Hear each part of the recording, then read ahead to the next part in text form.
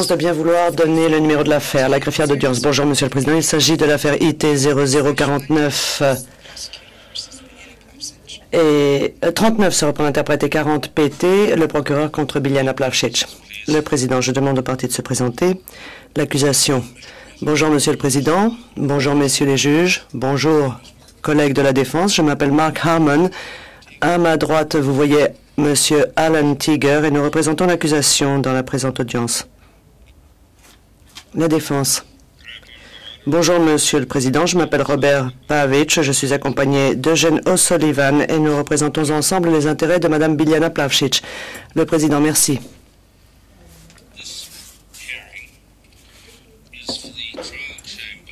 L'audience d'aujourd'hui est destinée à permettre à la Chambre de première instance de rendre son jugement dans la présente affaire. Ce qui va suivre est un résumé du jugement qui ne fait pas partie intégrante de celui-ci. Le jugement est disponible aujourd'hui. À l'audience du 2 octobre 2002, l'accusé a plaidé coupable par rapport au chef numéro 3 de l'acte d'accusation, à savoir persécution, un crime contre l'humanité. L'accusé a plaidé coupable suite à un accord sur le plaidoyer conclu entre les parties. Au terme de cet accord, l'accusation consentait à demander le retrait de tous les autres chefs retenus contre l'accusé après que celle-ci eut plaidé coupable. Ces chefs ont été en conséquence retirés. Un exposé des faits se rapportant au crime et à la part que Mme Plavšić y a prise a été déposé conjointement avec l'accord sur le plaidoyer de culpabilité. Une audience consacrée à la détermination de la peine s'est tenue du 16 au 18 décembre 2002. À l'issue de cette audience, la Chambre de première instance a mis le jugement en délibéré. Les faits examinés ont été les suivants. Au chef numéro 3, pour lequel l'accusé a plaidé coupable, il est allégué qu'entre le 1er juillet 1991 et le 30 décembre 1992, l'accusé, agissant seul ou de concert avec d'autres dans le cadre d'une entreprise criminelle commune, a planifié, incité à commettre, ordonné et aidé et encouragé les persécutions à l'encontre des populations non serbes de Bosnie, notamment les populations musulmanes et croates de Bosnie, dans 37 municipalités de Bosnie-Herzégovine.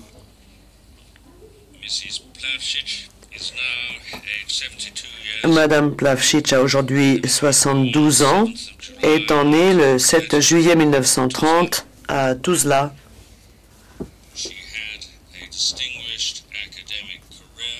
Elle a eu une carrière universitaire très éminente, étant doyen de la faculté de Sarajevo et étant universitaire de renom, spécialiste des sciences naturelles. Biljana Plavšić s'était tenue à l'écart de la politique jusqu'en juillet 1990, date à laquelle elle a adhéré au Parti démocratique serbe.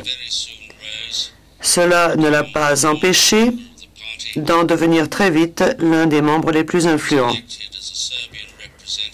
Et le 11 novembre 1990, elle a été élue représentante des Serbes à la présidence de la République socialiste de Bosnie-Herzégovine, fonction qu'elle a occupée jusqu'en décembre 1992. L'accusé a également été membre de la présidence de la République serbe de Bosnie-Herzégovine avant de faire partie des présidences collégiales ou élargies qui ont gouverné la Republika Srpska. À propos du rôle joué par chacun des participants dans les persécutions, l'exposé des faits indique que de nombreux individus ont pris part à leur planification et à leur exécution. Néanmoins, Il existe des différences quant à leur degré de connaissance des tenants et des aboutissants de la campagne de persécution et quant à leur participation à son exécution. Pour sa part, Mme Plavšič a approuvé et soutenu l'objectif assigné à cette campagne et contribué à sa réalisation. Toutefois, elle n'a pas pris part à sa conception, pas plus qu'à sa planification, et elle a pris à son exécution une part moindre que d'autres membres de l'entreprise criminelle. Le soutien apporté par l'accusé à l'objectif assigné à la campagne de persécution a pris diverses formes. En tant que membre de la présidence collégiale, elle a soutenu et contribué à maintenir en place les autorités civiles et militaires qui, à l'échelon local et national, ont œuvré à la réalisation de cet objectif. Elle a encouragé la participation à cette campagne en déclarant publiquement que le recours à la force était justifié, car certaines parties de la Bosnie-Herzégovine revenaient de droit aux Serbes, lesquels étaient menacés de génocide par les musulmans et les Croates de Bosnie. Par ses encouragements, elle a incité des groupes paramilitaires de Serbie à venir en aide aux forces serbes de Bosnie durant la campagne qu'elle menait pour imposer une séparation ethnique. Œuvrant de concert avec la JNA, le MUP de Serbie et les unités paramilitaires pour imposer une séparation ethnique, les forces serbes de Bosnie ont mené une campagne de persécution qui a notamment pris la forme de meurtres commis durant les attaques lancées contre des villes et des villages, de traitements cruels et inhumains commis durant et après ces attaques, de transferts forcés et d'expulsions, de détention illégale et de meurtres, de travail forcé et d'utilisation de boucliers humains, de traitements cruels et inhumains et de conditions de vie inhumaines dans les centres de détention, de destruction du patrimoine culturel et religieux et de pillage et destruction sans motif. Les dirigeants serbes de Bosnie, y compris Mme Plavšič, ont ignoré les accusations de crimes portées contre leurs forces. L'accusé n'a tenu aucun compte de ce qui lui était rapporté à propos d'un nettoyage ethnique de grande ampleur, campagne qu'elle a publiquement expliquée et justifiée. Elle savait que les principaux dirigeants de la République serbe de Bosnie fermaient les yeux sur ces crimes en dépit du pouvoir qu'ils avaient de les prévenir et de les punir. Passons maintenant aux éléments à prendre en compte pour déterminer la peine. La Chambre de première instance s'est d'abord penchée sur la gravité du crime.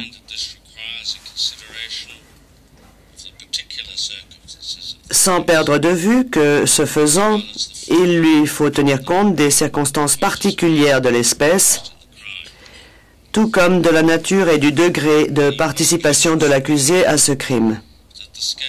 Selon l'accusation, la campagne de persécution de grande ampleur à laquelle l'accusé a pris part a entraîné l'expulsion de centaines de milliers de personnes et a fait un très grand nombre de morts.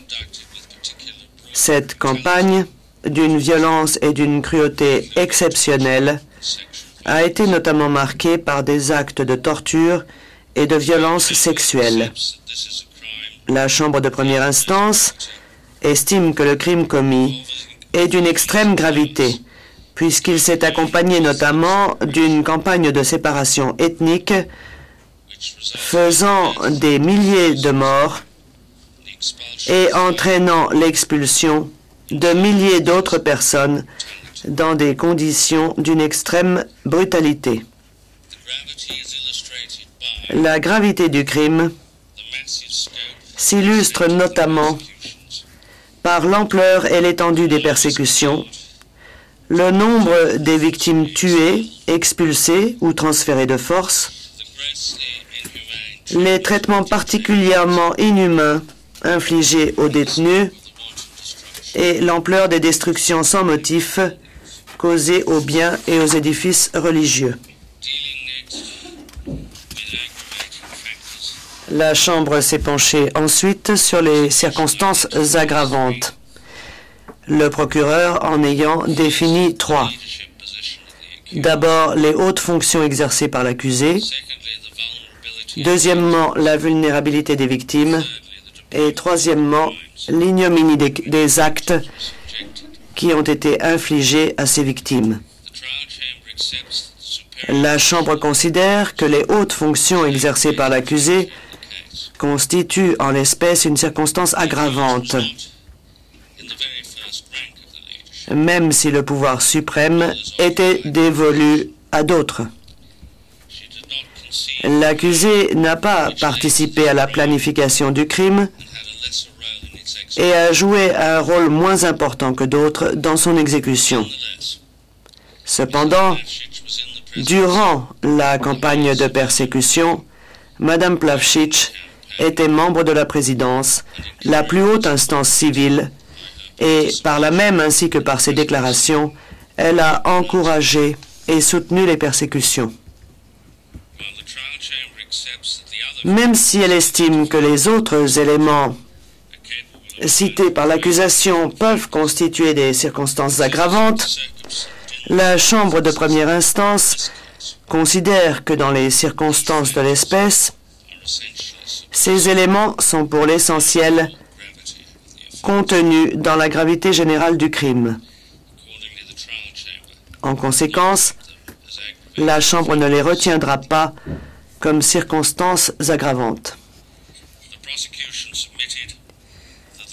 L'accusation a fait valoir que le rôle éminent joué par l'accusé dans une telle campagne appelle à l'évidence une peine d'emprisonnement à vie. Durant l'audience consacrée à la peine, l'accusation a déclaré qu'en l'absence d'un plaidoyer de culpabilité, une condamnation à la réclusion à perpétuité aurait été justifiée.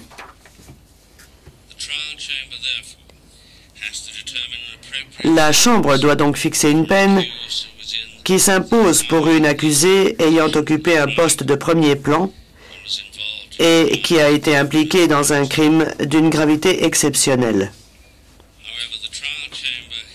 La Chambre ne saurait accepter l'argument de l'accusation selon lequel, en l'absence de plaidoyer de culpabilité, il serait juste d'infliger la peine la plus lourde que ce tribunal puisse prononcer.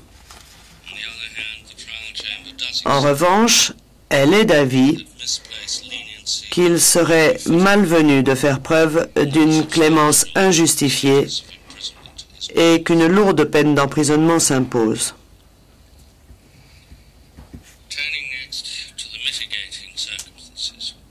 Passons à présent aux circonstances atténuantes. Il existe en l'espèce d'importantes circonstances atténuantes. En effet, l'accusation reconnaît que Mme Plavšič a pris des mesures sans précédent pour réparer le crime contre l'humanité dont elle est responsable. Les parties ont fait valoir qu'au nombre des circonstances atténuantes pertinentes, il convenait de prendre en compte le plaidoyer de culpabilité et la reconnaissance par l'accusé de sa responsabilité, les remords exprimés, la reddition volontaire, son comportement après le conflit, sa bonne moralité avant le conflit et son âge.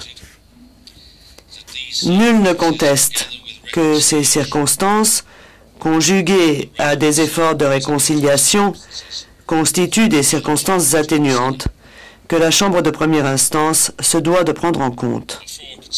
Toutefois, il est nécessaire d'examiner au préalable les dispositions applicables en matière de circonstances atténuantes sur le plan juridique. Le sérieux et l'étendue de la coopération de l'accusé avec le procureur constituent l'unique circonstance atténuante explicitement prévue par le règlement. L'appréciation portée sur cette coopération dépend de la quantité et de la qualité des informations fournies par l'accusé. Cependant, l'accusation a affirmé qu'aucune coopération de cette nature n'a été apportée en l'espèce. Pour sa part, la défense a soutenu qu'en plaidant coupable, l'accusé avait largement coopéré. Comme cela a été indiqué, la coopération avec le procureur constitue certes une circonstance atténuante, mais l'absence d'une telle coopération ne constitue pas pour autant une circonstance aggravante. En conséquence, la Chambre de première instance ne saurait tenir compte dans sa sentence du refus de l'accusé de témoigner. Une Chambre de première instance peut prendre en compte d'autres circonstances qu'elle considère comme étant des circonstances atténuantes.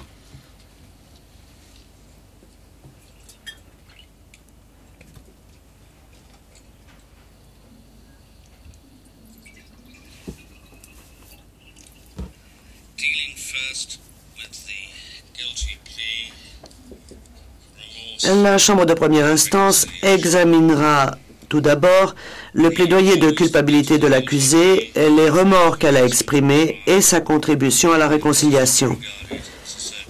Biljana Plavšić a plaidé coupable avant l'ouverture du procès et cela doit être retenu comme circonstance atténuante. La Chambre de première instance considère que la déclaration faite par l'accusé lors de l'audience consacrée à la détermination de la peine, ainsi que celle antérieure présentée à l'appui de sa requête aux fins de revenir sur son plaidoyer de non-culpabilité, l'accusé a exprimé des remords qu'il convient de prendre en compte dans le cadre de la circonstance atténuante retenue pour son plaidoyer de culpabilité. De fait, il est permis de faire valoir qu'en plaidant coupable, Mme Plavšić a déjà exprimé des remords. Si l'on ajoute à cela qu'en plaidant coupable avant l'ouverture du procès, elle a grandement ménagé le temps et les ressources de la communauté internationale, l'accusé est en droit d'obtenir une réduction de la peine qui s'imposait autrement. Toutefois, il existe une autre circonstance importante qui doit être prise en compte, à savoir le fait qu'un plaidoyer de culpabilité permet d'établir la vérité quant au crime commis et favorise la réconciliation entre les communautés de l'ex-Yougoslavie.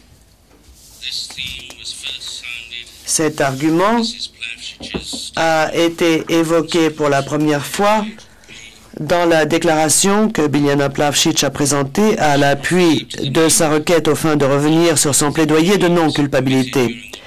L'accusé y expliquait que la reconnaissance des crimes commis pendant la guerre en Bosnie-Herzégovine était une étape nécessaire à l'instauration de la paix et à la réconciliation entre les communautés. L'accusé y exprimait également l'espoir que la reconnaissance de sa responsabilité permettrait à son peuple de se réconcilier avec ses voisins. Elle concluait en ajoutant qu'une paix durable et une réconciliation en Bosnie-Herzégovine n'était possible que si, je cite, « les violations graves du droit humanitaire commises pendant la guerre étaient reconnues par ceux qui en portaient la responsabilité, quel que soit le groupe ethnique auquel ils appartenaient. Cette reconnaissance est un préalable nécessaire. » Fin de citation. La Chambre de première instance admet que la reconnaissance et la révélation des crimes graves sont très importantes parce qu'elles permettent d'établir la vérité au sujet de ces crimes. Tout comme la reconnaissance de ses responsabilités dans les forfaits commis, cela favorisera la réconciliation.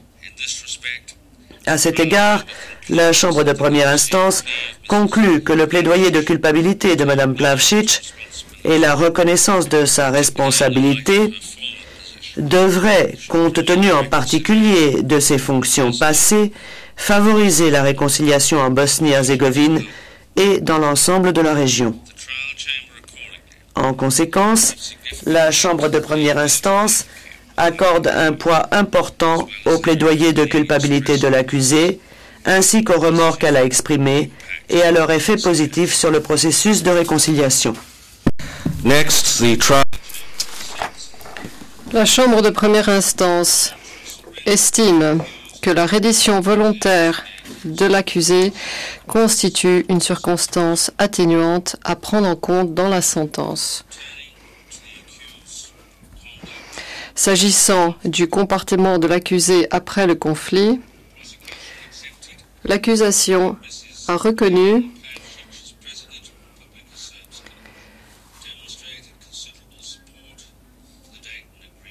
qu'à l'arrêt des hostilités en Bosnie-Herzégovine, Biljana Plavšič, en qualité de présidente de la Republika Srpska, a apporté un soutien considérable aux accords de Dayton. L'accusation a également admis qu'en cette qualité, l'accusé a tenté de démettre de leurs fonctions des responsables qui faisaient obstacle à l'application de ces accords et a largement contribué à faire avancer le processus de paix dans des circonstances difficiles où elle a fait preuve de courage.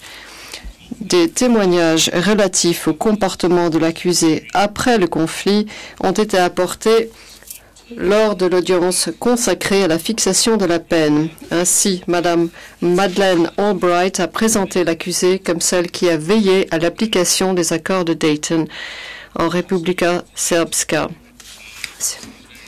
Elle a défendu les accords de paix quand c'était difficile et quand d'aucuns voulaient les torpiller. M.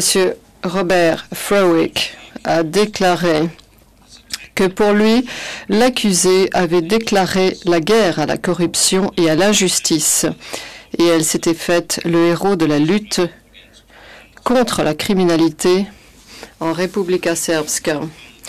De même, M. Carl Bildt a loué le courage dont a fait montre l'accusé lorsqu'elle avait favorisé la mise en œuvre des accords de paix. Selon lui, l'accusée était une fervente partisane de la Constitution pour laquelle elle n'a pas hésité à prendre des risques. Le fait que ces témoins, tous de renommée internationale, soient venus pour apporter un tel témoignage plaide un peu plus en faveur d'une atténuation de la peine.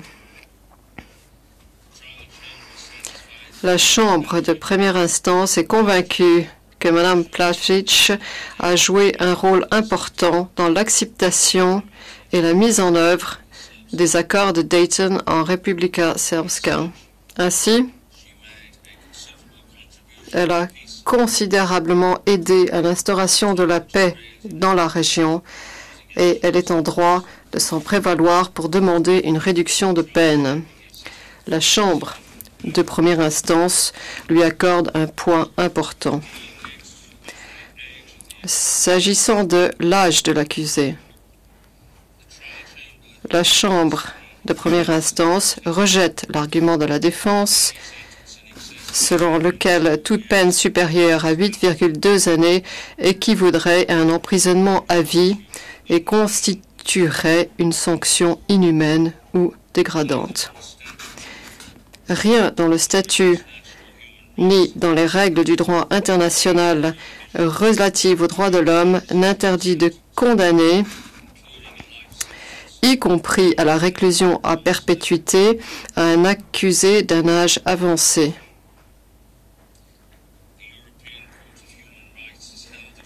La Cour européenne des droits de l'homme a estimé que dans certains cas, la détention prolongée d'une personne âgée pouvait soulever la question de l'interdiction des traitements inhumains et dégradants. De tels traitements doivent atteindre un degré de gravité suffisant pour tomber sous le coup de l'article 3 de la Convention européenne des droits de l'homme. Toutefois, il faut tenir compte des circonstances particulières de chaque espèce. La Chambre de première instance ne voit en l'espèce aucune circonstance pertinente. En effet, rien dans le rapport médical présenté par l'accusé n'indique que son état de santé interdirait son incarcération. La Chambre de première instance n'est pas convaincue par l'argument de la défense selon lequel une évaluation de l'espérance de vie de l'accusé est un élément crucial à prendre en compte dans la sentence. Toutefois, la Chambre estime devoir tenir compte de son âge, et ce pour deux raisons. Premièrement, la dégradation de l'état physique liée à la vieillesse peut rendre l'exécution d'une même peine plus pénible pour une personne âgée que pour une jeune. Deuxièmement, une fois libéré, un criminel âgé peut ne plus avoir devant lui que peu d'années à vivre. La Chambre de première instance préfère fixer la peine en fonction de la gravité de l'infraction, en tenant compte de l'âge et de la situation personnelle de l'accusé. C'est pour cela qu'elle considère comme une circonstance atténuante l'âge avancé de l'accusé, et ce faisant, elle tient compte du rapport médical déposé au nom de l'accusé. En conséquence, la Chambre de première instance estime qu'en l'espèce constitue d'importantes circonstances atténuantes. Le plaidoyer de culpabilité prononcé par l'accusé, associé au remords qu'elle a exprimé et à son rôle dans la réconciliation, sa reddition volontaire, son comportement après le conflit et son âge. La Chambre de première instance accorde du poids à chacune de ces circonstances. En particulier, elle attache une grande importance au plaidoyer de culpabilité de Mme Placic et à son comportement après le conflit. Ensemble, ces deux circonstances plaident fortement en faveur de l'atténuation de la peine.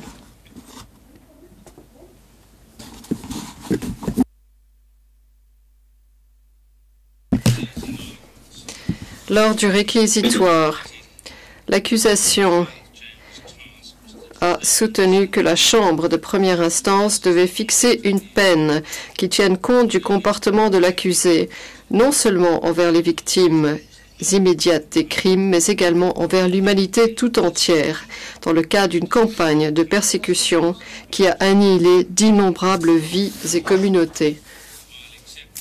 Tout en reconnaissant que l'ampleur de ces crimes donne raison à l'accusation, la Chambre de première instance tient également compte du fait que les crimes n'ont pas touché un groupe anonyme de personnes, mais des individus, hommes, femmes et enfants, qui ont été maltraités, violés, torturés et tués. Ce fait, et le fait que ces actes odieux se soient répétés si souvent, appellent une lourde peine de prison. La Chambre a déjà conclu qu'il s'agissait d'un crime d'une extrême gravité. Tel est le point de départ pour fixer la peine. En outre, la Chambre de première instance estime que le crime est encore aggravé par le fait que l'accusée était une dirigeante de haut rang. Au lieu d'empêcher ou de limiter ces crimes de façon générale, elle a encouragé ou soutenu ceux qui en étaient responsables. La peine doit être fixée en conséquence. L'accusation soutient qu'en l'espèce, la peine de prison doit être de 15 à 25 ans. La Chambre de première instance estime que, dans ses conclusions sur la peine à infliger, l'accusation n'a pas accordé suffisamment de poids à l'âge de l'accusé ni aux importantes circonstances atténuantes que constitue son plaidoyer de culpabilité et à son comportement après le conflit. Par ailleurs, la défense n'a adressé aucune recommandation quant à la peine à infliger, en se contentant de faire valoir que l'espérance de vie de l'accusé étant de 8 ans, toute peine d'emprisonnement plus longue équivaudrait à une condamnation à la réclusion à perpétuité et serait excessive. La Chambre de première instance a déjà déclaré que la référence à l'espérance de vie n'était pas pertinente. Elle considère également qu'une peine de 8 ans ne rendrait pas compte de la gravité du crime. La Chambre de première instance doit condamner l'ancienne présidente âgée de 72 ans pour sa participation à un crime des plus graves. Par ailleurs, comme la Chambre l'a constaté, il existe des circonstances atténuantes très importantes, en particulier le plaidoyer de culpabilité et le comportement de l'accusé après le conflit. Toutefois, il serait déplacé de faire preuve d'une indulgence excessive. Aucune peine infligée par la Chambre ne saurait être à la mesure de l'horreur des événements survenus ou de l'impact terrible qu'ils ont eu sur des milliers de victimes.